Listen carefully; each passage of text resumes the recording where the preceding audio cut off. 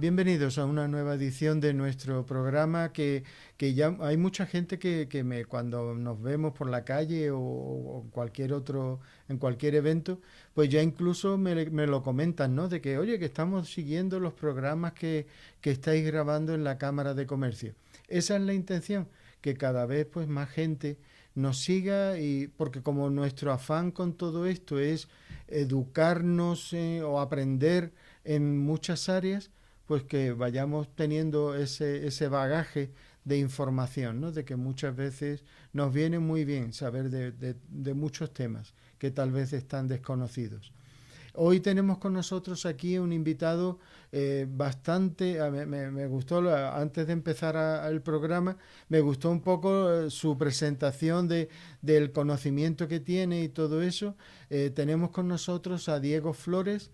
Él representa a BYU Management Society, el capítulo hispano. No sé si lo he dicho bien. Perfecto. Ok.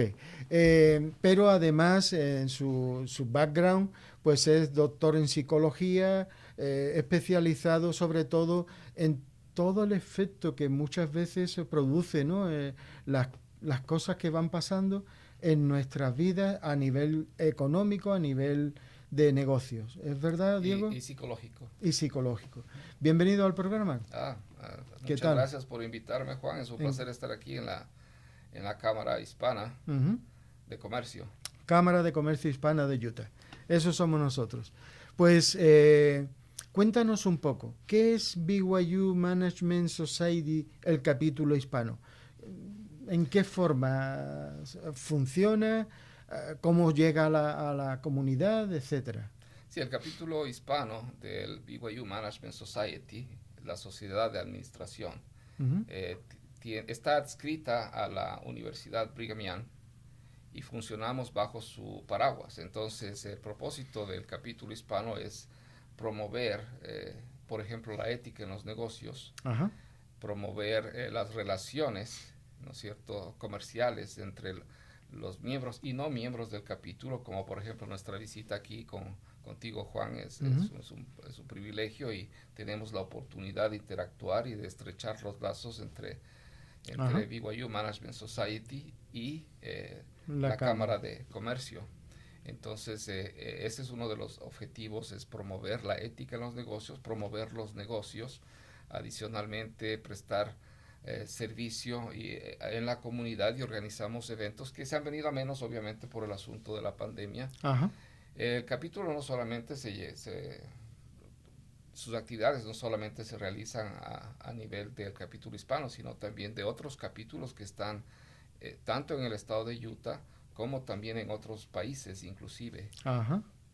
¿Y en qué forma ha aumentado o disminuido la necesidad de vuestro servicio, vuestra ayuda con todo esto que estamos viviendo? Porque llevamos 2 años viviendo yo qué sé, fuera de contexto, ¿no? En muchos aspectos, ¿no? Sí, yo pienso que el propósito justamente del capítulo es ayudar en estas situaciones cuando se presentan, por ejemplo, eventos de esta naturaleza que no están bajo nuestro control, ¿no es cierto? Ujú. Pero todos con la experiencia que tienen aquí en la Cámara y que nosotros también de alguna manera tenemos, procuramos contribuir con un grano de arena, si se quiere, para que las cosas sigan funcionando, ¿no es cierto? Comentábamos hace unos pocos minutos antes de que empezara el Ujú. programa cómo esto ha afectado, por ejemplo, el clima laboral, cómo ha afectado a las organizaciones. El empleo, por ejemplo, Juan me decía hace unos minutos que se observa a diario la necesidad de empleados en las organizaciones Ajá. aquí en el estado de Utah, probablemente en todos los Estados Unidos, ¿no es cierto? Sí.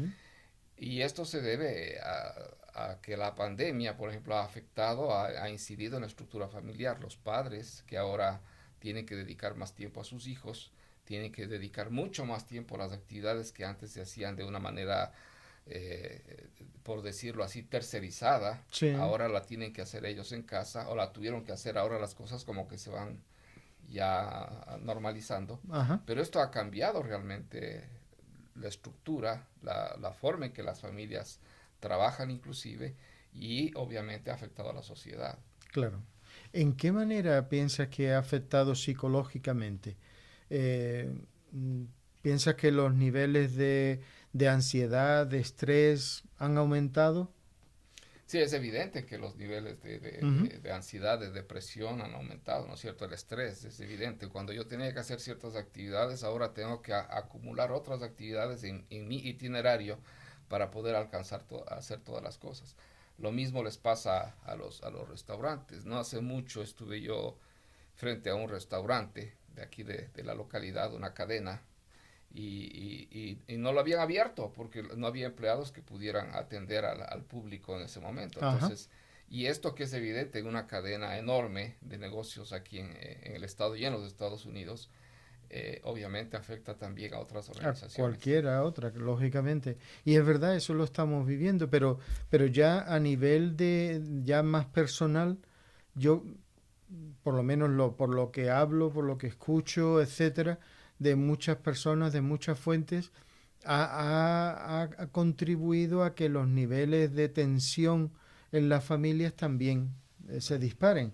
Ahora está habiendo más casos tal vez de divorcios, etcétera, porque ahora si antes cada uno se iba a su trabajo y los niños a la escuela, ahora de alguna forma hay que convivir más, parece como que se roza, hay más en algunos aspectos, más conflictos o algo así, ¿no? Obviamente hay una carga emocional, primero, ¿no es Ujú. cierto? Al experimentar esta situación, como he indicado, hay un incremento en las tareas que antes de alguna manera tercerizábamos por un buen tiempo.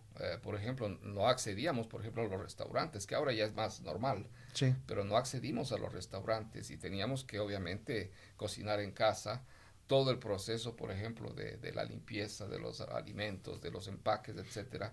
Esto fue una carga adicional a las tareas normales. exactamente. Y esto ha afectado, como digo, la estructura de tal manera que los padres que antes podían trabajar ambos y generar un ingreso más alto, ahora tenían que quedarse en casa, uno de ellos al menos, para atender los asuntos de la familia, de los niños. En algunos casos, no necesariamente en este país, pero por ejemplo en otros lugares donde he tenido contactos, los padres se tienen que quedar frente a la computadora con el niño que está recibiendo las clases en línea Ajá, de de la maestra, porque es un requisito que el padre esté junto al niño, que el niño esté con alguien acompañado y no tenga acceso directo a la computadora. claro, Entonces, claro. todo esto es una carga emocional que se refleja en otras instancias, por ejemplo, las instancias laborales y en otros aspectos de la vida cotidiana, ¿no? Y cuál sería un buen consejo para que todos pudiéramos aplicarlo en nuestras vidas? ¿Qué podemos hacer? Y de las cosas básicas que a veces nosotros lo hacemos en forma usual, diría yo, pero que podría incidir es priorizar, por ejemplo. Hay que priorizar las Ajá, cosas, ¿no es cierto? Esto es algo que se habla todos los días, pero que es difícil implementar. es verdad. Cuando tenemos una carga adicional, como la que hemos conversado, lo primero que tenemos que hacer es priorizar las cosas, ¿no es cierto? Lo que era necesario antes probablemente ya no es necesario en las condiciones actuales. Lo que podíamos hacer antes con nuestro tiempo, tal vez ya no lo podemos hacer ahora. Ajá, Entonces tenemos que priorizar, reducir hasta cierto punto. Optimizar sería otra cosa, ¿no? No solo claro. priorizar, pero optimizar las cosas. Ujú. Aprender nuevos métodos de trabajo, nuevos métodos de hacer las cosas. Hay gente que es muy efectiva, optimiza su tiempo Ajá, y maneja las cosas. Como digo, ahora vamos hacia una normalización, aparentemente, esperamos que esto continúe, esperemos. pero el hecho de optimizar ayuda, ¿no? No solo priorizar, pero optimizar lo que hago. Esto también beneficia. Si logro especializarme en algo que hago bien y esto lo hago muy bien, entonces yo lo optimizo. Ajá, Hay cosas que tal vez no podemos hacerlas, no podemos hacer todo y ese es uno de los problemas de la pandemia, ¿no?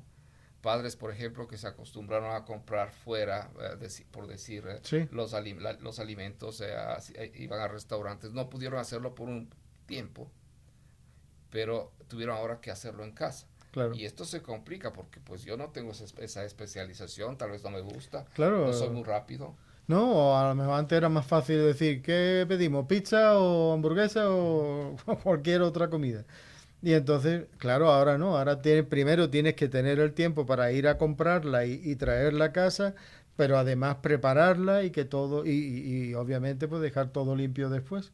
Y la carga que esto, como digo, la carga acumulada que usted tiene, Sí, porque sí, sí. de todas maneras no puede comer pizza todos los días, ¿no es Ujú, cierto? O sea, exacto. tiene que, y Equilibrar un poco. Ajá. en esta época cuando necesita más vitaminas, necesita, ha perdido la actividad en muchos casos, perdieron los niños, por ejemplo, Sí. la actividad. Tengo casos inclusive dentro del ambiente familiar, debido a que uno de los miembros de la familia tiene una situación de enfermedad delicada, prácticamente la familia se tuvo que mantener en Recluir, ¿no? casa, Claro, recluir en casa. claro. Y el niño, por ejemplo, por casi 2 años de pandemia, ahora ya están experimentando un poco fuera, pero él perdió esa habilidad de relacionarse. En el día de San Valentín ya está asistiendo a clases, le pidieron que él eh, tengo un regalito para uno de los compañeros. Y el niño dijo, se pasó la mañana y la mamá pensaba qué le está sucediendo a mi hijo, o sea, qué es lo que pasa, él está preocupado. Así que le preguntó qué te pasa y él dijo, es que no sé hacer con este regalito, ¿qué voy a hacer? Dice, no, pues si esto lo que tienes que hacer es llevarlo a la escuela y se lo entregas a un amigo tuyo. Y dijo, pero si no tengo amigos, Wow. no tengo amigos. Entonces la mamá dice, no, ¿cómo es posible que no tenga amigos? No, pero si lo ponemos dentro del contexto, Claro. realmente la relación social se ha perdido. Esto le ha creado a él lo que se conoce como ansiedad social, ¿no es cierto? O Es sea, verdad. ya no se relacionó, perdió porque todas las habilidades si no las practicamos las perdemos, ¿no es cierto? Totalmente, totalmente. Eh, ya se nos está acabando el tiempo del programa, pero había un punto que por lo menos me gustaría que dejáramos, aunque fuera Ujú. una probadita, ¿no? Porque comentabas algo en cuanto a la ética en los negocios. Sí. ¿Qué es eso? O sea, así en una frase, para que nos dé incluso pie para un próximo programa que hablemos de esto, ¿no? Déjeme darle un ejemplo. Ok. Eh, He observado, por ejemplo, en el país de donde vengo, soy ecuatoriano, el correo, ¿no es cierto? El correo no es algo muy común que usemos porque no le tenemos confianza. ¿El correo El normal o el correo, electrónico? el correo normal, el Ok, correo, el mail. sí, No le tenemos mucha confianza, entonces usamos otros servicios. Podemos usar, por ejemplo, algún servicio de algún dime. courier, Ajá, y de esa manera mandamos especialmente documentos importantes, ¿no? Ahora sí, se facilita porque tenemos los sí, dispositivos electrónicos, etcétera. WhatsApp. Pero es un ejemplo de lo que Sí, sí, sí, sucede. Si tengo que mandar documentos o tengo que mandar algún paquete, no le tenemos tanta confianza, usamos otros servicios. Ahora, en los Estados Unidos, aquí por ejemplo, este servicio es muy seguro. Puede mandar cheques, puede sí, mandar paquetes y tiene la casi completa certeza, no voy a decir que es sí, sí, ciento no por cien por ciento, ciento, claro. pero la certeza de que eso va a llegar donde tiene que llegar. Entonces tiene confianza. Ahora, ¿qué tiene que ver esto con la ética en los negocios? O sea, yo no le tengo confianza al correo regular en mi país porque no tengo confianza en que la gente va a ser honesta. Ajá, O sea, no tiene, por decirlo así, aunque la ética es un poco más amplia, sí, la ética nos indica que vamos a tratar de manejar esto de tal manera que le damos a usted confianza de que el servicio va a funcionar como debe funcionar. ajá, Eso es ética en los sí, negocios. sí, Usted espera un servicio y el servicio se presta en la manera en que satisface sus expectativas. Y ujú, por lo menos la primera expectativa es de que este paquete o esta carta o este documento va a llegar donde tiene que llegar, ujú, en un tiempo prudente que se ha establecido, ¿no es cierto? ajá, En los Estados Unidos no tengo ese problema, pero allá tengo este problema, sí, lo que hace que encarece el negocio, los tiempos que se manejan pueden ser más no tan regulares, y la empresa que podría minimizar los costos un poco no lo puede hacer porque tiene que usar servicios más costosos. O lo que es peor, la persona tiene que ir a ver el paquete en la oficina ajá, porque no tiene claro, claro. confianza que le va a llegar el producto. Entonces, ¿cómo funciona la ética de los negocios? Es creando confianza, ¿no es cierto? Ujú, La confianza es la de base todo, mínima sí, de cualquier negocio, de cualquier transacción comercial. Entonces, la falta de ética en los negocios, lo mínimo que va a hacer es encarecer encarecer el servicio, encarecer el producto.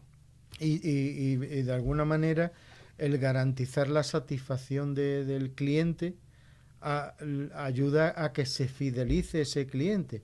Yo estaba ahora, mientras que estábamos hablando, me estaba acordando de algo que me pasó.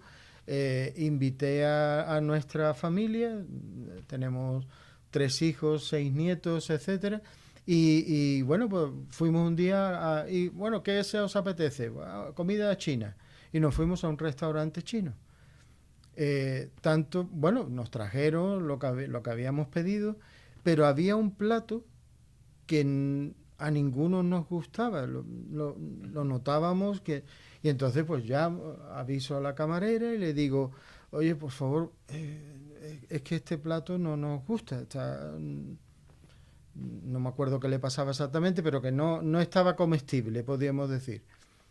Y me resultó muy, muy curioso porque ella me dice, ¿y qué quiere que haga? Digo, pues no sé, pues lléveselo. Y yo le pido otra cosa para que sustituya el plato, se lo llevó, viene de vuelta y me dice, no, dice el cocinero que no puede hacer nada.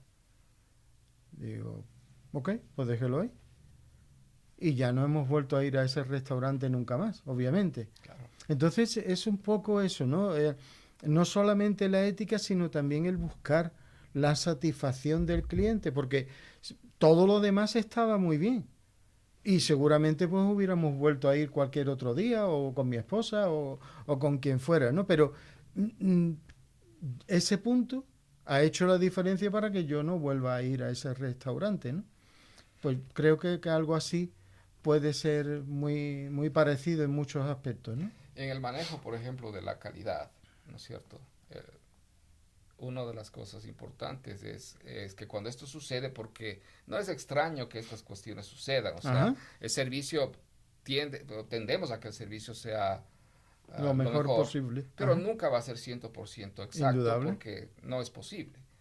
Pero cuando esto se da, a veces hay necesidad de hacer algo que se conoce a veces como una recuperación desesperada, ¿no es cierto? O sea, sí, el plato que se sirvió no estaba en la condición que debía estar, no era de la expectativa del cliente, pero no, le reemplazo con otro, como usted sugirió, claro. ¿No es cierto? Como Juan sugiere, y voy a traer otro plato y va probablemente con cargo a la casa, porque el servicio no se prestó al 100%, claro. Bueno, un porcentaje elevado, pero usted retiene al cliente. Exacto. Pero no lo pierde. Ahora, ¿cuán importante es retener al cliente? Es muy difícil conseguir otro cliente. O sea, el costo que tiene conseguir otro cliente es por demás totalmente mucho más alto que servirle el plato extra que sugirió, ¿no es cierto, Juan? Y bueno, nos estamos extendiendo ya mucho más. Yo creo que tenemos tema para seguir hablando muchos otros programas. Les emplazo para que nos sigan y para que sigamos aprendiendo en cuanto a muchas de estas cosas, tanto las consecuencias psicológicas que estamos pudiendo vivir. Coméntanos si tienen preguntas, si tienen inquietudes o si tienen alguna idea, algún comentario. Y por otro lado, pues si de esto que hemos empezado a hablar, que vamos a seguir en otros programas, pues coméntenos sus preocupaciones o su no sé, sus puntos de vista en cuanto a la ética, en cuanto a la satisfacción del cliente, para que nuestros negocios de alguna forma vayan lo mejor posible. Muchas gracias, Diego. No, Juan, muchísimas gracias por invitarme. Ha sido un placer el tener aquí, tanto tenerte personalmente y también a instituciones como BYU, de tenerla representada aquí de alguna manera con nosotros. Entonces, y a ustedes, muchas gracias por estar con nosotros y volvemos en una siguiente edición de Hablemos. Gracias. Gracias.